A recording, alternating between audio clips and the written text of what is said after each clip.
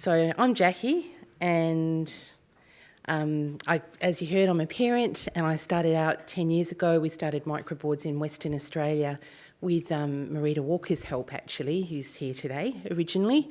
And I first learnt about recruitment when my son needed 24/7 support when he moved into his own home, and that was quite a steep learning curve. So I'll be sharing some stuff with you today about that. But before we go on to that area, Sheree's going to talk a little bit about why we'd recruit and not just use an agency, just in case there's folks in the room that are just starting out or maybe just thinking about it.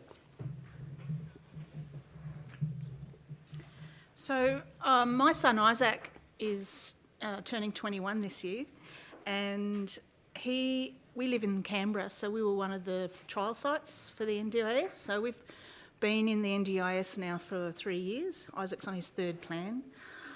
Prior to that,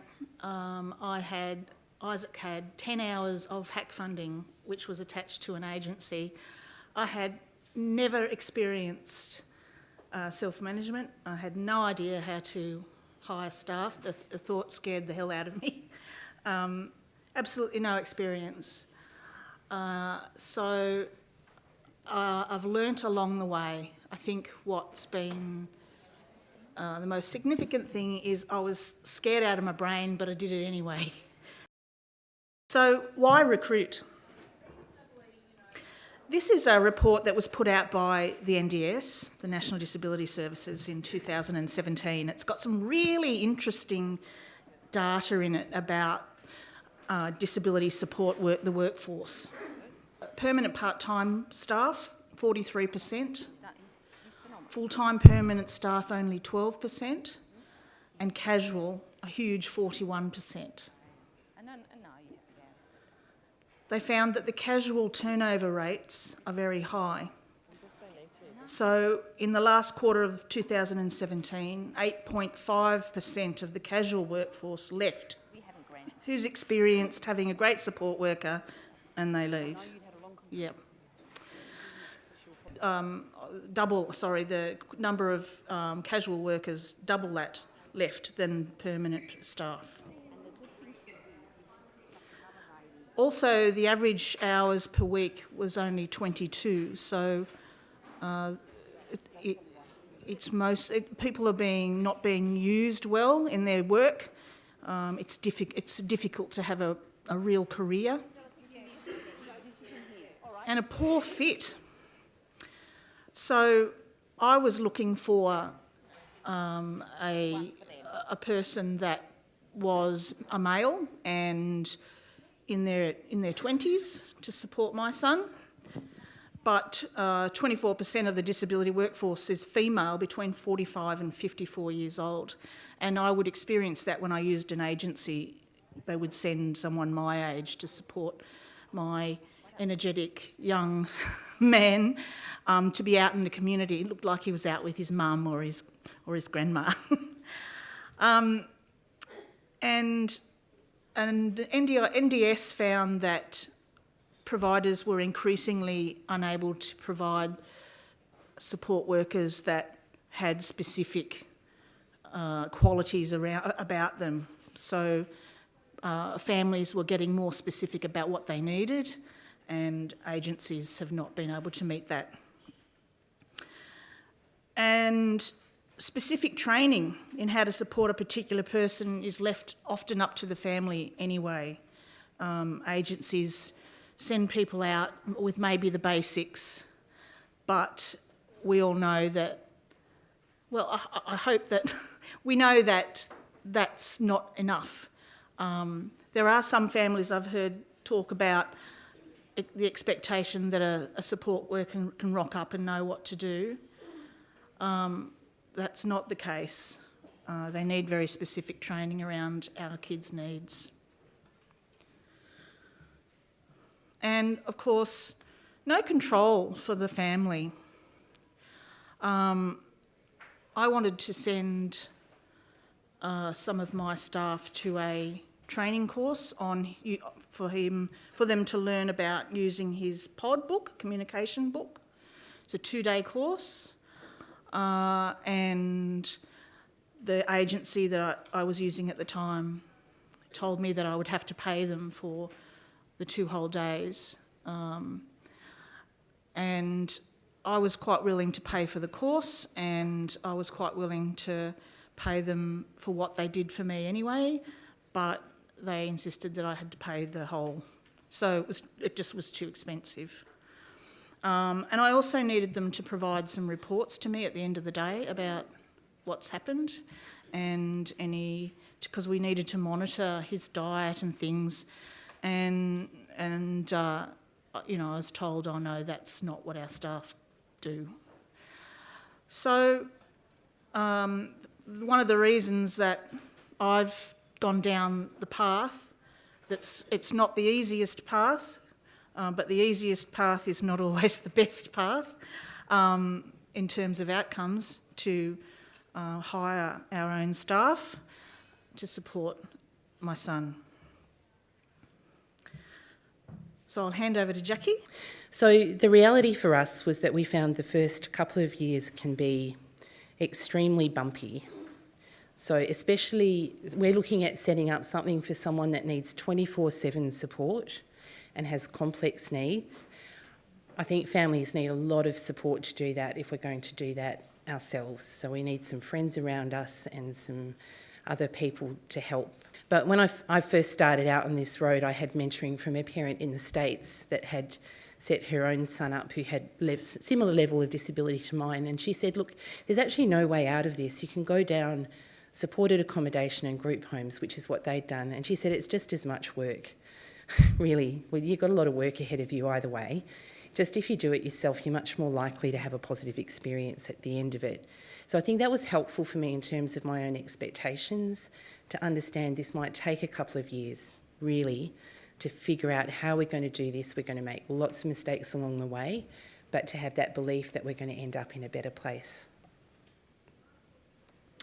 So I'm going to share 5 things we've learned about recruitment with you. I've learned a whole lot more stuff, but I think this is sort of the front end things that make the most difference when we're just starting out.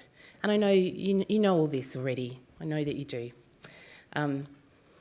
First thing is to recruiting for values and mindset over skills. So this has been pivotal for us when we've worked with the initial microboard families who are getting stuck. This was the primary barrier.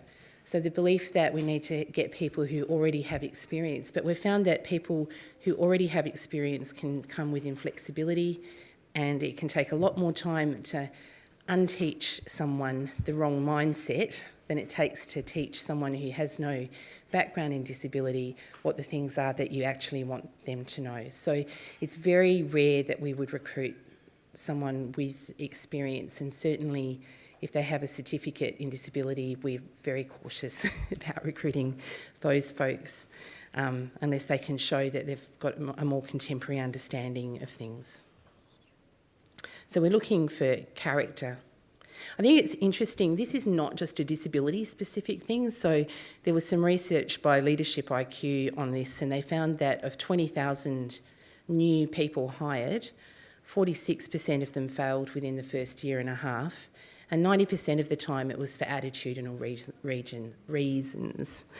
So 1 out of 10 times was it for lack of skill. And my partner runs a company, an events company, actually, and he tells me the same thing. He's got 30 young folks under 25 on his staff at any one time, and he recruits for attitude. Said, I can teach them all the other stuff, but if people come in with the wrong mindset, then it makes things very difficult. So the main things that we're looking for are whether people are motivated to learn new things. Our recruitment process really looks at that with people. Are you up for learning? Because people, if they're not up for learning, then it's not going to work. Thinking innovatively, coping with failure, being able to take on feedback and coaching, and being able to collaborate would be our top 5 overall that we would be looking for. So I think the most common mistake, and this is in the research around hiring as well, is to find someone with the right skills. in the belief that you can change them. But we have to remember that what we know can change, but who we are is very difficult to change. So we're looking for the right qualities in someone. So we'll say that values-based recruitment, which is what we're talking about here, doesn't replace the need for skills training. So the first thing for families is to take the time to be very clear about the qualities which are important in your team. So the more clear that you are about what you want, the more you're going to be able to ask for it and the more likely you are to be able to get it. I think generally when I work with families, I find that they're not able to really clearly say what they want. So that would be the first thing. You can articulate that. Once you can do that, you've got a ticket in the lottery of getting the right support worker. I think the other thing is in terms of our own mindsets around recruitment. So for my friend Jo, she had a terrible time the year that her son Dan, who's the very handsome man in the middle there, Dan's got very complex needs and he can't speak and has seizures and all sorts of challenges in his life. For her, it was believing that someone who was smart and awesome and capable and innovative and committed would want to work with Dan. And what we actually had to work through with her was her own attitude and mindset towards support work, because she felt so uncomfortable asking someone with a university degree if they do a couple of hours of personal care a day. It felt uncomfortable to her. So we had to work through that and say, well, what's that about? This is about your attitude to what is meaningful and important and interesting work. It doesn't mean that it can't be. And once we worked with her through that to say, no, being a support worker is an amazing opportunity. It can be one of the most challenging and interesting things that a person does.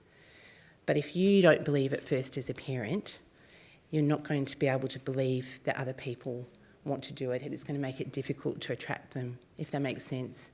Similar thing happens with families with kids with challenging behaviour as well. We can feel very uncomfortable inviting people in because we feel, that it's not a valued role. So we've got to really shift that in ourselves first. The message here is that recruitment starts with you, with your attitudes and your beliefs and your values and your clarity.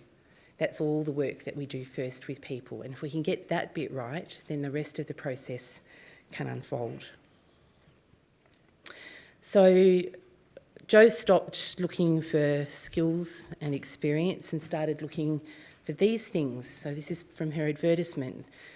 She wanted people looking for a challenge, building community, connecting people, communication, able to anticipate and respond to danger, because, Dan can pose some risks at times, being friendly, being committed to supporting people to be independent. So she got very clear about what she was looking for, and it didn't take too long before she started attracting candidates that were able to give her that. Second thing, recruiting to a vision would be our next thing. So do you have a vision for the person's life, or do they have a vision for their own life? And I know in New South Wales you've done a lot of work towards this, and this is familiar for you, but it was fairly new for us to start thinking in this way. And when we talked to Jo, she said she didn't have a vision for Daniel's life, but of course she did. And the process of writing that vision down and making that the foundation of everything that we did around recruitment was quite transformative. So the vision statement there, which is about Dan being included, Dan having a job, him having his own home that he shares with friends, being paid well in his work roles, became the heart of everything that we did. But it also gave us a focus, and most of those things happened within 18 months of her actually writing this down and sharing it with other people. I think sharing a vision with people in the recruitment process helps them to understand that this is more than just a job. This is not babysitting. This is working towards having some real and sustainable outcomes in somebody's life. The other thing to have is a vision for your team.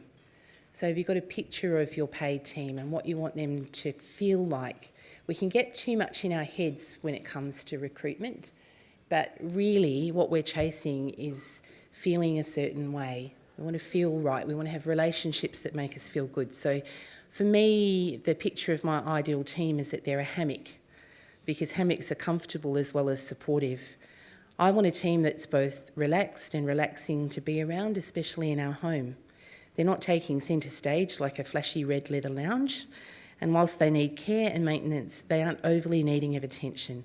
They mould themselves to us and our needs.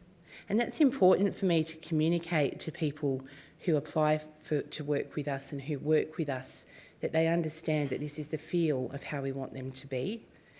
And we get there much faster when we talk in pictures and feelings than we do if we talk in facts, right?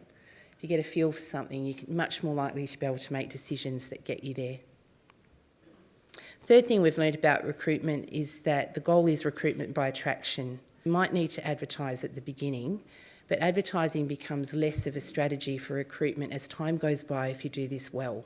The beauty of designing an ad, whether you use it or not, is it helps you get clear about what it is that you want.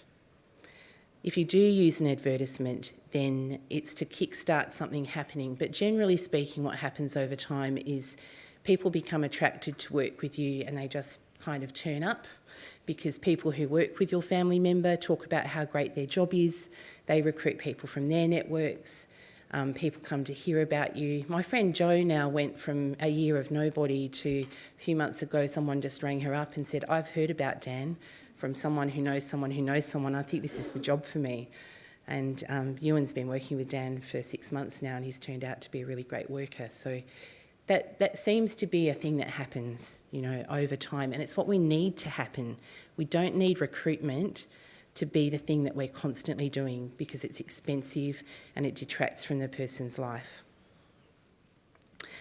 Matt, who's worked with us for 9 years, went on leave for a year, but he roped his mate Harry, who's actually an environmental activist, in to work with Eli for the year that he was away, and Matt trained Harry.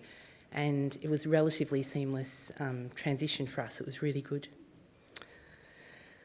So what attracts people to work with us the most? It's culture, the culture of our family and the culture of our team. And we want to build an attractive culture. To build culture means that we're really strong and clear about our values are, and we have behaviours that reflect our values. So there's some examples there of different values that we can have. For me, communication, fun, systems and gratitude are the ones that are most important.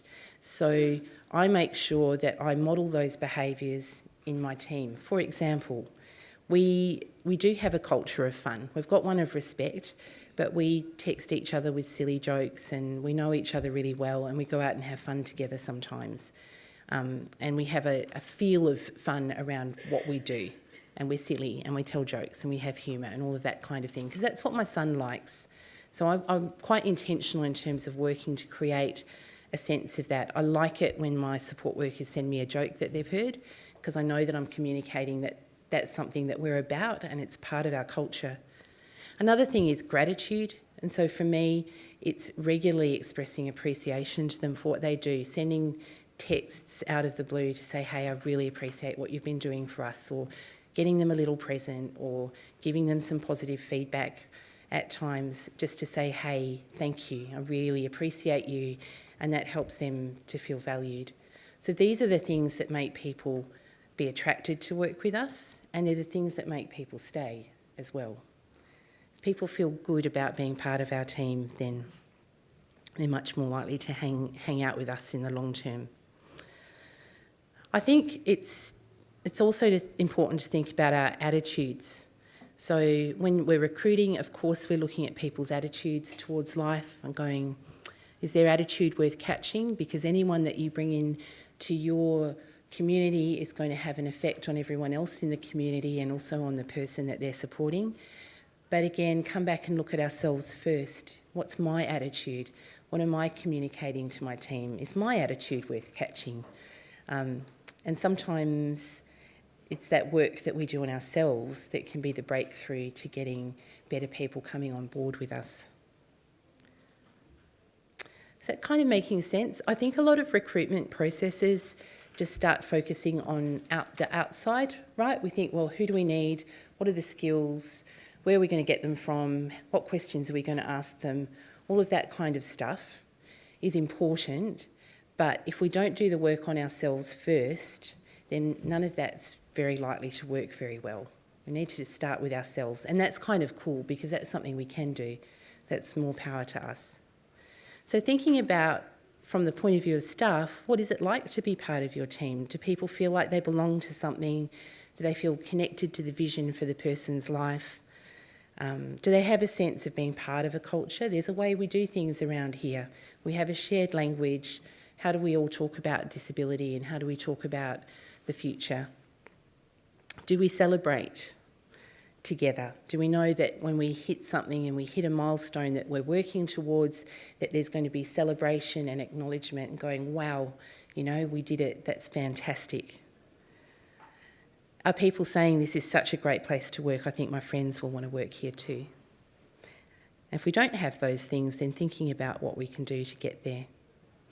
So this is Jo's ad that took her from no staff to a team of awesome staff. And it's communicating some things, but not necessarily, you know, really explicitly. The first part is about values. So not saying, you know, we believe in inclusion, but the text there, I'm not sure if you can read it, but about Daniel's life is communicating what her values are. So, hi, I'm Dan, love life, I'm very sociable and attract amazing people to me. I have a close circle of friends with whom I love to party, go bike riding, hang out with and eat pizza, go horse riding, swimming and do picnics. Love being active and adventurous. I left school last year and I started working in a variety of roles, including working in the library, doing deliveries for my local council, office support in 2 high schools, and I'm about to start work at one of the universities in Perth. So for Jo, having real work is front and centre, and so that's communicated in the advertisement. The whole ad is meant to communicate, you know, the vision and the personality of Dan. Dan's a really positive guy. It's quite deliberate that you can't tell from the photo who has the disability, because this is just how we see Dan. He's a regular young guy, he hangs out with his friends and he does things that young guys do. And his favourite colour is yellow, so that's why the advertisement is yellow. And then it includes the qualities that she was seeking. And we were really impressed with the quality of candidates that we got from putting this advertisement went into the local paper in Mandurah in Perth, and we got some really, really great folks applying. Just on where you put your advertisement to recruit, so what we learned from microboards is that the safest and the most time and energy effective way to recruit is through your networks. Include everyone in the recruitment process. Tell everyone that you're looking for staff. If you have an advertisement, give it to them to circulate in their networks. So if you can do it that way, then it's less time and labour intensive. But there's also a safeguard in terms of getting people who are known to people that you know. There's always a risk in recruiting people, you know, from the paper that you haven't met before, where there's no kind of prior knowledge of them. We're very interested in safe recruiting. So that's where we would start. And if that doesn't work, then of course we'll go and we'll put ads on Gumtree or go to the local university. Remember the School of Teaching. Lots of people go to the therapy school, but schools of teaching, teachers can be fantastic support workers. When we advertised, Dan was happy to give consent to use his name, and he's a bit of a well-known character in Mandurah where he is, so that's cool.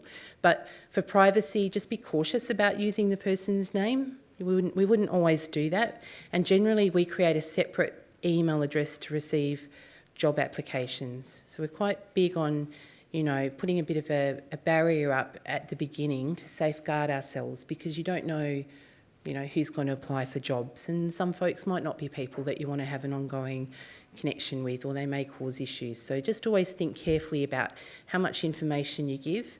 We don't give phone numbers generally now either. If we're doing an actual advertisement that's going out, it's a separate email address that doesn't give any information to anybody, and it's no phone numbers, and we have all the interaction that way, and then we filter who we contact, and we call them if we want to speak to them.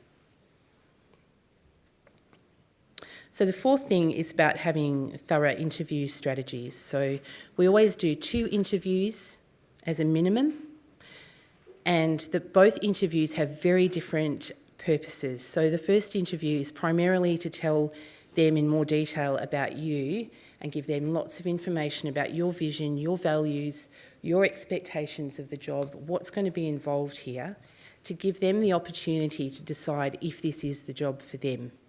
And that's a bit sort of opposite to how recruitment sometimes goes, where we're trying to find out about them first. We give them information about us. We have a PowerPoint presentation and photos, and we tell the story, and then we say, okay, are you interested in this? If you are, we'll keep going. If it's not for you, that's okay, no hard feelings. So we find that saves time. We usually do that as a group interview. We can't always, but ideally just to save time, if we've got 6 candidates, we'll get them all together and we'll do a presentation and say, that's what this job is about.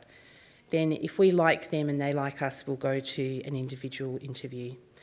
In that first interview, we will ask some questions. So things like, from what you've heard so far, how would you support this person to promote their micro business? They might not know much, but we learn a lot from their willingness to engage and to have a go. We're not looking for them coming up with genius ideas. We're looking for, do they have the qualities of going, this is interesting.